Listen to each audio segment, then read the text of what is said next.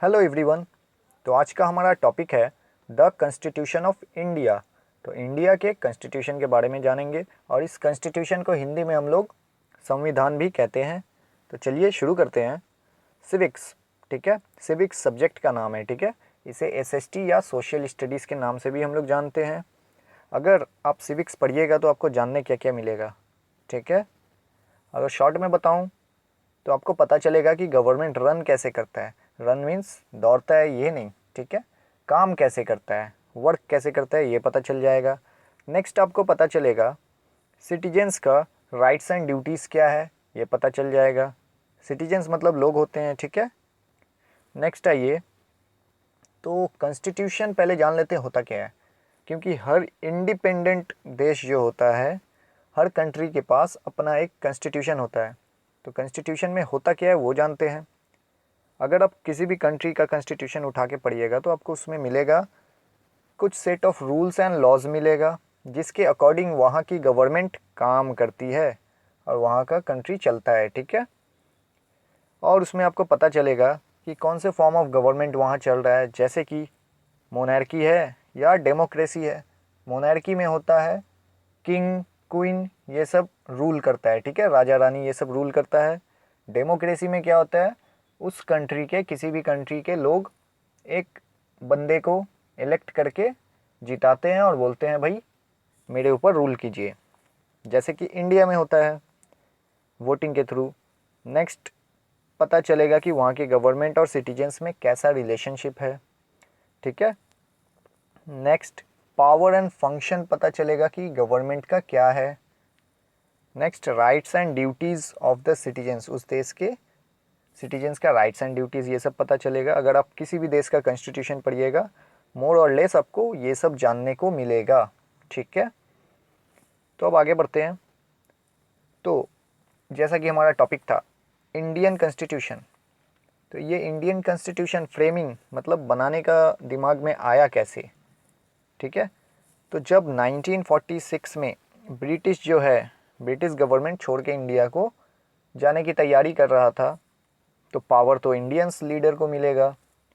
तो British government और Indian leaders ने सोचा अब तो हम लोग इंडिपेंडेंट हो जाएंगे भाई, इंडिया इंडिपेंडेंट हो जाएगा। तो जैसे हर इंडिपेंडेंट देश के पास एक अपना कॉन्स्टिट्यूशन है, तो उसी तरीके से इंडिया को भी चाहिए। तब इन लोगों के दिमाग में आया भाई कॉन्स्टिट्यूशन बनाना है। तो अब कॉन्स्टिट्यूशन बनाने के लिए इन लोगों ने किया क्या वो जानते हैं, चलिए। तो यहाँ पे कॉन्स्टिट्यूशन बनाने के लिए ये लोग ने कॉन्स्टिट्यूएंट असेंबली बनाया। कॉन्स्टिट्यूएंट मतलब होता है हर एरिया से एक, जैसे कि आदमी इलेक्ट होता है, एमएलए हो गया, काउंसिलर हो गया, तो वो सब जब एक जगह गैदरिंग में बैठते हैं मिनिस्टर सब, तो उसे कॉन्स्टिट्यूएंट असेंबली कहते हैं, ठीक है। तो ये बना और वहाँ पे सब डिसाइड किए। डिसाइड करने के बाद ये लोग एक कमेटी बनाए, ड्राफ्टिंग कमेटी। कब? 29 अगस्त 1947 में। 15 अगस्त 1947 में हम लोग का देश इंडिया आज़ाद हो गया था और ड्राफ्टिंग कमेटी 29 अगस्त को बना, ठीक है। और ये जानिए आप, कॉन्स्टिट्यूएंट असेंबली के जो चेयरमैन बने थे वो हमारे डॉक्टर राजेंद्र प्रसाद थे, जो कि इंडिया के फर्स्ट प्राइम मिनिस्टर हैं, ठीक है। नेक्स्ट ड्राफ्टिंग कमेटी के जो चेयरमैन बने थे डॉक्टर बी आर अम्बेडकर बने थे। तो ड्राफ्टिंग कमेटी बनाया गया इसीलिए कि कॉन्स्टिट्यूशन बनाना है। इनके जो मेंबर लोग थे भाई, और चेयरमैन बनाया गया डॉक्टर बी आर अम्बेडकर को, और कहा गया इन लोगों को भैया आप बनाइए संविधान इंडिया के लिए। तो ये लोग बहुत टेंशन में आ गए भाई, क्योंकि इंडिया एक डाइवर्स कंट्री है। हर लोग, हर धर्म के लोग यहाँ रहते हैं, हर चीज़ मानने वाले, ठीक है। जैसे कि कमेटी को क्या क्या कंसीडर करना था, कल्चर हो गया, लिंग्विस्टिक, अलग अलग लैंग्वेज भी बोलने वाले लोग रहते हैं। Next religious, diversity of India, जो लॉन्ग हिस्ट्री है, इंडिया का बहुत लंबा हिस्ट्री है। तो ये सब को दिमाग में रखते हुए एक कॉन्स्टिट्यूशन बनाना था, ठीक है। तो इन लोगों ने किया क्या, ये लोग हर देश के अलग अलग कॉन्स्टिट्यूशन को पढ़े। डिफरेंट देश, हर देश के पास अपना एक कॉन्स्टिट्यूशन था, तो सबका पढ़ा। पढ़ने के बाद जिसमें जो भी अच्छा था और अपने से रिलेटेड था वो सबको अडेप्ट किया गया, अपने में लिया गया और फिर कॉन्स्टिट्यूशन तैयार किया गया, ठीक है। तो ये ड्राफ्टिंग कमेटी ने कॉन्स्टिट्यूशन बना दिया कितने भाई, लेस देन 3 इयर्स में कंप्लीट कर दिया, 3 साल से कम में कंप्लीट किया और इसे कॉन्स्टिट्यूएंट असेंबली को दिखाया, बोला भैया देख लो ऐसा ऐसा बना दिए। तो कॉन्स्टिट्यूएंट असेंबली ने एक्सेप्ट कर लिया, बोला हाँ एकदम बेस्ट बना है। कब? 26 नवंबर 1949 को, ठीक है। आफ्टर डैट क्या हुआ, फिर उसके बाद ये कॉन्स्टिट्यूएंट असेंबली बोले ठीक है इस कॉन्स्टिट्यूशन को हम लोग इफ़ेक्ट में लाएंगे, मतलब इसका पावर जो भी लिखा हुआ है इसमें इम्प्लीमेंट होगा। कब से? 26 जनवरी 1950, ठीक है। इस डेट के दिन कॉन्स्टिट्यूशन हमारा एकदम स्टार्टिंग डेट था। एक तरह से इसका जो भी पावर है, जो भी लॉज रूल्स लिखा हुआ है सब इम्प्लीमेंट होगा, अप्लाई होगा।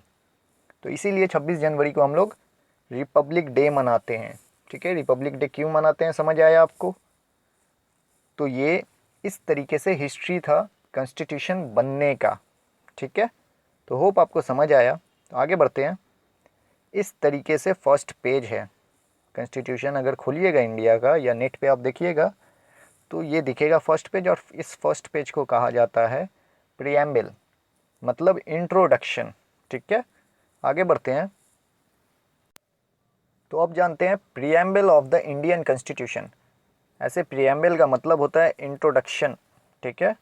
और ये कॉन्स्टिट्यूशन में जो है एज अ इंट्रोडक्शन ही काम करता है, ठीक है। इसमें इंट्रोडक्शन में आपको मिलेगा क्या भाई, एम्स, ऑब्जेक्टिव्स एंड आइडियल्स, पता चलेगा कि हमारे इंडियन कॉन्स्टिट्यूशन का क्या है एम्स, क्या ऑब्जेक्टिव है, आइडियल्स क्या, आइडियल्स मतलब होता है कितना अच्छा से बनाया गया है, ठीक है। नेक्स्ट प्रीएम्बल जो होता है स्टार्ट से ही होता है, पहला वर्ड ये है वी द पीपल, ठीक है। वी द पीपल का मतलब क्या होता है वो जानिए।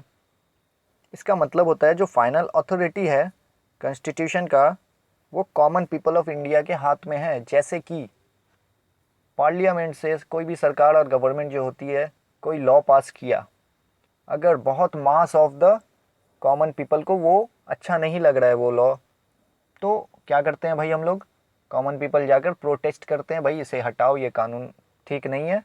तो एट द एंड गवर्नमेंट को हटाना पड़ता है, ठीक है। तो इसीलिए इसमें वी द पीपल बोला गया है, सब अथॉरिटी जो है सब पावर कॉमन पीपल के पास है, ठीक है। नेक्स्ट आगे बढ़िएगा तो इसमें आपको दिखेगा sovereign, socialist, secular, democratic and Republic, ये 5 वर्ड से मिलकर इंडिया का हर एक स्टेट बना हुआ है, ठीक है। ये सब लिखा हुआ आपको प्रीएम्बल में दिखेगा। अभी जो पहले देखे थे हम लोग एक बार और देख लेते हैं। यहाँ देखिए वी द पीपल से स्टार्ट हुआ है फर्स्ट लाइन, ठीक है। उसके बाद ये 5 वर्ड है, नेक्स्ट ये सब है, ठीक है। तो ये सब दिखेगा। तो ये 5 वर्ड का मतलब क्या होता है वो जान लेते हैं अब। यहाँ ये तो आते हैं वर्ड सॉवरिन। सॉवरिन का मतलब होता है इंडिपेंडेंट ऑफ अदर पावर्स। इसका मतलब क्या है, क्योंकि इंडिया के अलावा दूसरा देश जो है अगर इंडिया का कुछ भी इंटरनल मैटर है तो they are not allowed to interfere. बाहर के देश इंडिया के विदाउट परमिशन अलाउ नहीं है कि इंटरफेयर करके अपना कुछ राय दे या बताएं। इंडिया अपना इंटरनल मैटर्स को खुद देख लेगा, इसीलिए सॉवरिन है हर एक स्टेट इंडिया का, दैट मीन्स इंडिया है, ठीक है। नेक्स्ट आता है सोशलिस्ट। सोशलिस्ट मतलब होता है economic equality among the citizens. इसका मतलब क्या है, इसका मतलब ये है कि जितने कॉमन पीपल हैं इंडिया में सबका जो इक्वल इकोनॉमी मतलब पैसा हो, फाइनेंशियली हो, एक इक्वल राइट्स हो। ऐसा नहीं कि कोई बहुत ज़्यादा अमीर है बहुत ज़्यादा गरीब है, ठीक है, ऐसा नहीं होना चाहिए। सोशलिस्ट सोसाइटी होना चाहिए। जैसे कि इसका अपोजिट होता है कैपिटलिस्ट। कैपिटलिस्ट में क्या होता है, ज़्यादा चीज़ जो है प्राइवेट ओन करेगी, ठीक है, प्राइवेट कंपनी जो होती है वो सब मालिक बनेगी, तो उससे प्रॉब्लम हो जाता है, कैपिटलिस्ट हो जाता है, वो और अमीर पे अमीर बनेगा, इस वजह से होता है। लेकिन सोशलिस्ट में क्या है, गवर्नमेंट जॉब हो गया, जितना गवर्नमेंट पीएसयू हो गया, पब्लिक सेक्टर यूनिट्स, ये सब ज़्यादातर इकोनॉमी डेवलपमेंट यहाँ से होता है। तो गवर्नमेंट के हाथ में है, गवर्नमेंट के अगर हाथ में है तो वो कॉमन पीपल के हाथ में है, इस तरीके से होता है सोशलिस्ट। नेक्स्ट आता है सेकुलर। सेकुलर मतलब होता है इंडिया जो है किसी भी पर्टिकुलर रिलीजन को नहीं मानता है, अगर कोई लोग मान रहे हैं कोई धर्म, तो वो अपना उनका मैटर है भैया, वो घर में अपना मनाए जो करना है। लेकिन इंडिया या इंडिया का कोई भी स्टेट किसी भी एक रिलीजन को प्रोमोट नहीं करता है। सेकुलर कंट्री, इसीलिए सेकुलर कंट्री कहा जाता है इंडिया को। ठीक है, तो हर सिटीजन्स जो है इंडिया में फ्री है भैया, आपको जो फॉलो करना है, जो रिलीजियस अपना फॉलो कीजिए, कोई आके इंटरफेयर नहीं करेगा आपको। ठीक है, तो ये सब वर्ड का ये मतलब है। नेक्स्ट बढ़ते हैं, डेमोक्रेसी। डेमोक्रेसी का मतलब क्या होता है वो जानते हैं। तो डेमोक्रेसी क्या कहता है, ये ऐसा फॉर्म ऑफ गवर्नमेंट है जिसमें जो भी पावर होगा वो पीपल के पास होगा, कॉमन पीपल के पास होगा। डेमोक्रेसी का मतलब ये होता है। और कॉमन पीपल क्या करेंगे, एक आदमी को वोटिंग करके इलेक्ट करके भाई अपने ऊपर रखेंगे, बोलेंगे सब कुछ आप संभालिए अच्छे से। एडमिनिस्ट्रेट मतलब होता है संभालना, ठीक है, तो वही है। हम लोग क्या करते हैं, अपॉइंट करते हैं और पूरे कंट्री को संभालने के लिए कहते हैं, जो हमारे लीडर सब हो गए। ठीक है, तो डेमोक्रेसी में ऐसा होता है। अब्राहम लिंकन बोल के एक प्रेसिडेंट थे, 16th प्रेसिडेंट ऑफ यूएसए, बहुत फेमस है अब्राहम लिंकन, पता होगा आपको। इन्होंने क्या कहा भाई, डेमोक्रेसी को डिफाइन किया, government of the people, by the people and for the people. Democracy को मतलब गवर्नमेंट जो है एवरीथिंग आम लोगों के लिए है। ठीक है, आम लोगों से बना है, ये सब कहने का मतलब यही है कि डेमोक्रेसी गवर्नमेंट ऐसा फॉर्म होता है जो कॉमन पीपल के लिए बनता है। ठीक है, रिपब्लिक होता है नेक्स्ट। रिपब्लिक में क्या होता है, हम लोग जो इलेक्ट करके भेजे हैं जिस आदमी को, रिपब्लिक हम ही लोगों से बना है, तो उनके पास फाइनल अथॉरिटी होता है। और उस जो भी पोस्ट होता है फिक्स्ड पीरियड ऑफ टाइम के लिए होता है, जैसे पीएम हो गया, एवरीथिंग, सीएम, सबका एक फिक्स पीरियड ऑफ टाइम होता है। फिर इलेक्शन होता है जिसे हम लोग वोटिंग करेंगे, फिर वो जीतेगा, फिर वो कंट्री चलाएगा। तो इसीलिए ये रिपब्लिक। ठीक है, तो ये 5 वर्ड का मतलब शॉर्ट एंड सिंपल में यही था। अब आगे बढ़ते हैं, प्रियम्बल में थोड़ा सा और आगे पढ़िएगा, नीचे जाइएगा तो प्रियम्बल में मिलेगा आपको क्या, एम ऑफ द गवर्नमेंट क्या है। ठीक है, पूरे सिटीजन्स जो है पूरे इंडिया का, उसे क्या क्या मिलेगा भाई, जस्टिस मिलेगा। ठीक है, get equal justice, common people, अमीर हो गरीब हो, इंसाफ सबके लिए बराबर है। ये सब वर्ड सुने हम लोग, तो ये गवर्नमेंट का एम है। Next, liberty. लिबर्टी मतलब भाई फ्रीडम मिलेगा आपको, आपकी मर्ज़ी, कोई भी रिलीजियस आप करो, आपकी मर्ज़ी आप बोलो। ठीक है, नेक्स्ट, आपकी मर्ज़ी आप जैसा कपड़ा पहनो, तो ये सब के ऊपर फ्रीडम है। ठीक है, और इसको कंसीडर करेगा गवर्नमेंट कि हाँ भाई ये सब के ऊपर ज़्यादा रोक टोक ना हो, तो लिबर्टी उसको कहते हैं। इक्वालिटी मतलब हर चीज़ में इक्वल राइट्स होगा हर किसी का, ऐसा नहीं है वीमेन का कुछ नहीं, मेन का ज़्यादा, ऐसा कुछ नहीं है। इक्वलिटी मतलब सब कुछ इक्वल है। फ्रेटर्निटी मतलब होता है गवर्नमेंट जो है प्रोमोट करेगी क्या, ब्रदरहुड अमंग सिटीजन्स, जितने भी इंडिया के लोग हैं सबके बीच में एक भाईचारा के जैसा हारमोनी बना के अच्छे से रहे सब लोग। गवर्नमेंट का यही काम है एक तरह से। सपोज़ एक फैमिली में एक अगर फादर मदर है, एक हेड ऑफ द फैमिली है, तो वो क्या चाहेगा, उसका बाल बच्चा जो है, बेटा बेटी सब खुशी से रहे, अच्छे से रहे, मेल मिलाव से रहे। तो उसी तरीके से गवर्नमेंट का भी एक एम है कि भाई सब लोग फ्रेटर्निटी से रहें, ब्रदरहुड से रहें। ठीक है, तो ये गवर्नमेंट का एम होता है। प्रीएम्बल में ये सब वर्ड आपको मिलेगा। तो आगे बढ़ते हैं। अब द इंडियन कॉन्स्टिट्यूशन। ठीक है, कॉन्स्टिट्यूशन का हम लोग प्रीएम्बल तक तो पहुंच चुके थे, इंट्रोडक्शन में उसको जान लिए। अब ओवरऑल अगर जाने तो क्या होता है इंडियन कॉन्स्टिट्यूशन में, वो जानिए। जब स्टार्टिंग में बनाया गया था, ड्राफ्टिंग कमेटी बनाकर जब दिए था कॉन्स्टिट्यूशन को असेंबली को, ठीक है, तो उसमें आर्टिकल्स था, कितना था टोटल, 395 आर्टिकल्स था एंड 8 शेड्यूल्स था। शेड्यूल्स मतलब आप समझ लो टेबल्स वगैरह था, और आर्टिकल्स में पैराग्राफ वगैरह कुछ लिखा हुआ है, 1 नंबर ये, 2 नंबर ये, इस तरीके से सबका राइट्स एंड ड्यूटीज़ लिखा हुआ है, एवरीथिंग। ठीक है, बट अभी अभी अगर हम लोग कॉन्स्टिट्यूशन देखने जाएंगे तो उसमें टोटल 470 आर्टिकल्स मिलेगा।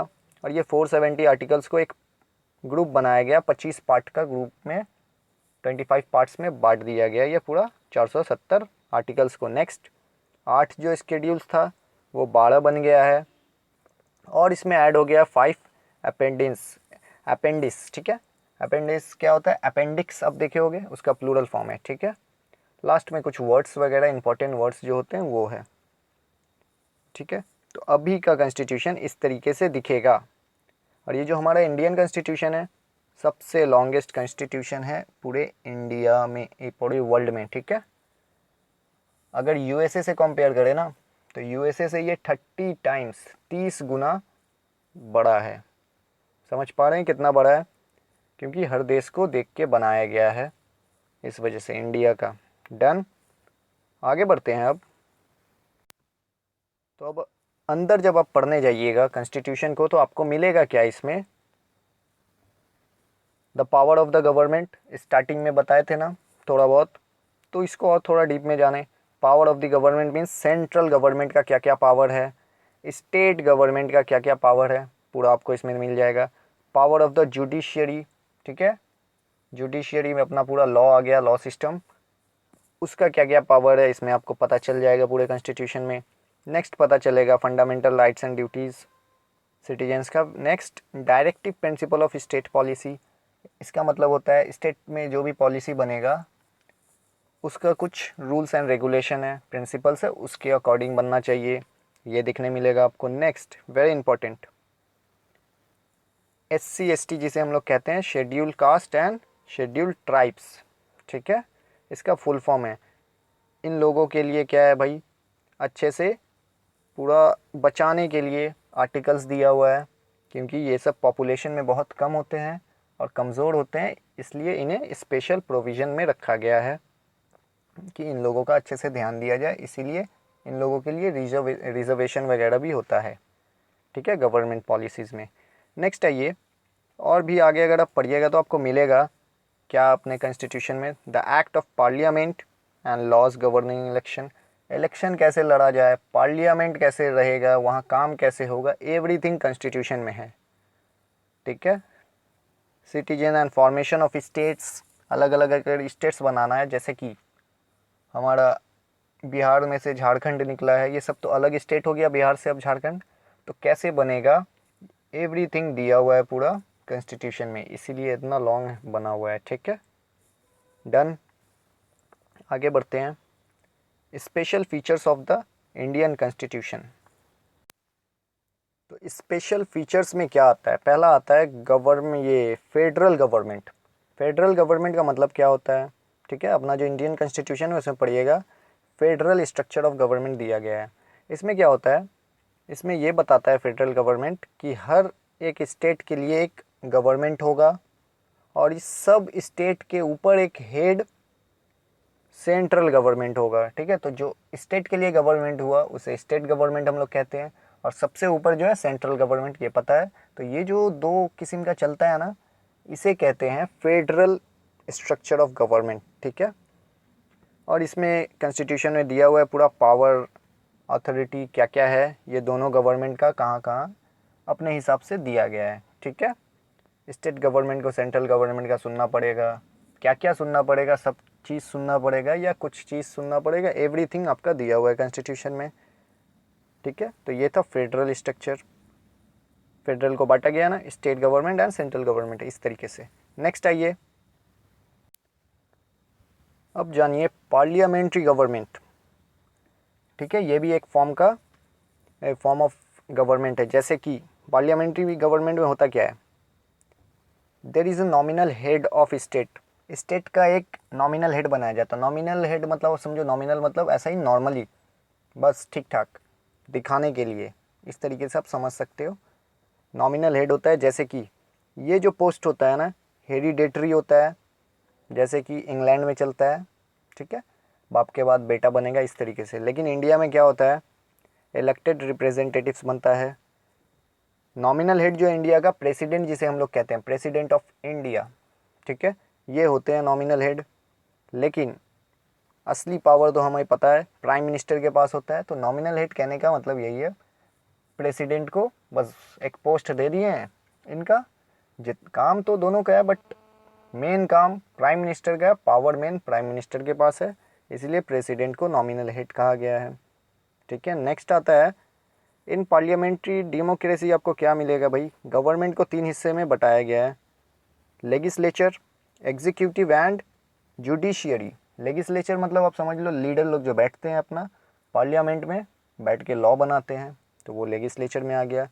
नेक्स्ट एग्जीक्यूटिव कौन होता है, जो ऑफिसर सब उसे लॉज वगैरह को पूरा ग्राउंड लेवल पे इम्प्लीमेंट करते हैं, तो उसे एग्जीक्यूटिव कहते हैं। नेक्स्ट आता है हमारा जुडिशियरी, जुडिशियरी में पूरा लॉ सिस्टम आ गया, कोर्ट वगैरह, ठीक है। और ये जो भी 3 ब्रांचेस जो बना है अपना, लेगिस्लेचर, एग्जीक्यूटिव एंड जुडिशरी, सब इंडिपेंडेंट है एक दूसरे से, कोई एक दूसरे के काम में इंटरफेयर नहीं कर सकता है, ये बताया गया है कॉन्स्टिट्यूशन में, ठीक है। तो ये इस तरीके से बांटा है। Parliamentary government, president nominal head of the state होता है, ठीक है। Next council of members, council of members और मिनिस्टर्स जो होता है headed by the prime ministers, cabinet minister सब होता है, उसके ऊपर कौन होता है, प्राइम मिनिस्टर होता है। तो ये रियल पावर तो यहीं पे होता है, कैबिनेट मिनिस्टर्स ये सब के पास, पीएम के पास, ठीक है। तो आगे बढ़ते हैं, fundamental rights and duties. Next जानिए फंडामेंटल राइट्स एंड ड्यूटीज़ क्या होता है। हमारा जो कॉन्स्टिट्यूशन है हर इंडियंस को जो है कुछ राइट्स दिया है भाई, इसका तो ये हक है ही, हर एक कॉमन पीपल का एक राइट्स है, एक नहीं कुछ राइट्स है जो हर गवर्नमेंट को फुलफिल करना पड़ेगा, और हर सिटीजन्स का कुछ ड्यूटीज़ है जो सिटीजन्स को फुलफिल करना पड़ेगा। तो ये आपको मिल जाएगा fundamental rights and duties of the constitution में, ठीक है। नेक्स्ट सिंगल सिटीजनशिप बताता है कॉन्स्टिट्यूशन, इसका मतलब ये होता है कि इंडिया में सिर्फ एक इंडियन सिटीजनशिप चलेगा, ऐसा नहीं है कि हम वेस्ट बंगाल के सिटीजन्स हैं, कोई मुंबई का है, कोई दिल्ली का है, इस तरीके से नहीं चलता स्टेट वाइज, ठीक है, महाराष्ट्र ये सब। तो नो स्टेट सिटीजनशिप चलता है, सिंगल सिटीजनशिप भाई इंडियन हो, दैट इज़ इट, ठीक है। नेक्स्ट है ये डायरेक्टिव प्रिंसिपल ऑफ स्टेट। तो यहाँ जानिए directive principle of state policy क्या है भाई, ये कॉन्स्टिट्यूशन में दिया हुआ है, इसे अगर आप पढ़िएगा तो आपको पता चलेगा, इसमें कुछ डिटेल्स दिया हुआ है और आपको क्या कर सकते हो, रूल्स दिया हुआ है कि पॉलिसी अगर कोई बनाएगा government for the welfare of the people of India, तो कैसा होना चाहिए, उस पॉलिसी में क्या क्या इंक्लूड होना चाहिए, इस तरीके से directive principle of state policy में मिलेगा। नेक्स्ट आता है rigid and flexible constitution. Rigid, पहले ये जान लीजिए अमेंडमेंट क्या होता है, बहुत आता है अमेंडमेंट वर्ड। अगर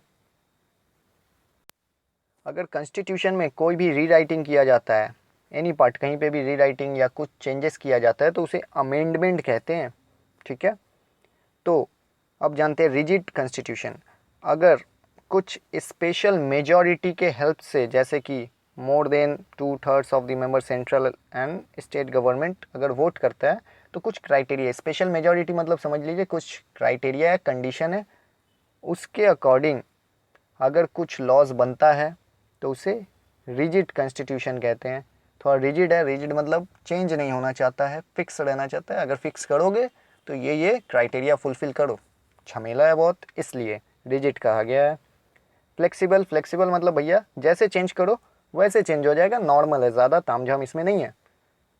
फ्लेक्सिबल क्या बोलता है, कैन बी अमेंडमेंट, चेंजेस हो सकता है, रीराइटिंग हो सकता है, सिंपल मेजॉरिटी, नॉर्मल अगर मेजॉरिटी हो गया पार्लियामेंट में, अच्छा इस लॉ के अकॉर्डिंग, तो वो लॉ बन जाएगा, तो इसीलिए इसे फ्लेक्सिबल कॉन्स्टिट्यूशन कहा गया है।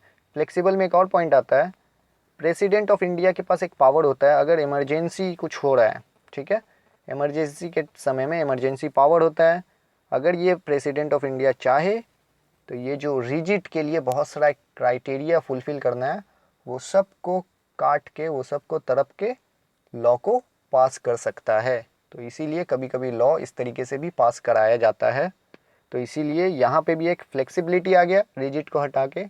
तो हमारा जो कॉन्स्टिट्यूशन है ना ही पूरा रिजिड है ना ही पूरा फ्लेक्सिबल है, partly rigid and partly flexible है कह सकते हैं। तो ये था हमारा पूरा ओवरऑल ओवरव्यू कॉन्स्टिट्यूशन के बारे में, ठीक है, इंडिया के। तो आज के लिए इतना ही रखते हैं, थैंक यू फॉर वॉचिंग, मिलते हैं नेक्स्ट वीडियो में, बाय।